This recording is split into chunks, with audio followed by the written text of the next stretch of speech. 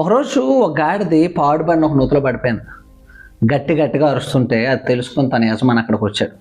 నూతిలో పడిపోయిన తన గాడిదని చూసి, ఈ గాడిద చూస్తే ముసలిదయిపోయింది కదా! దీనిని రక్షించినా నాకు ఎక్కువ డబ్బులయిపోతాయి. దీన్ని కాపాడడం కంటే ఈ బావిని ఇలా పూడ్చేయడం బెస్ట్ అని ఫిక్స్ అయ్యాడు. సో, ఆ గాడిదని పూడ్చేయడానికి మట్టి తెచ్చి దాని మీద ఏస్తున్నాడు. గాడిద మీద మట్టి పడతా ఉంటే బాధతో ఇంకా గట్టిగా అరుస్తుంది. కొంతసేపు అయిపోయిన తర్వాత గాడిదకు ఒక ఆలోచన వచ్చింది. తన మీదన పడుతున్న ప్రతి మట్టిని కూడా దులుపుకొని ఆ మట్టి మీద నిలబడతా ఉండడం మొదలెట్టింది. వీళ్ళు మట్టి వేస్తున్నారు, అది దులుపుకొని మళ్ళీ దాని మీద నిలబడుతుంది. కొంతసేపు అయిన తర్వాత నుయ్యి మొత్తం కప్పేశారు, కానీ గాడిద మాత్రం పైకి వచ్చేసింది.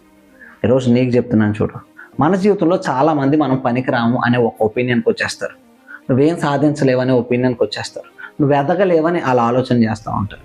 గుర్తుపెట్టుకో, వారు చేస్తున్న ప్రతి నెగిటివిటీ, వారు చెప్తున్న ప్రతి మాట కూడా నువ్వు ఎదగడానికి ఒక అవకాశం పెట్టుకో.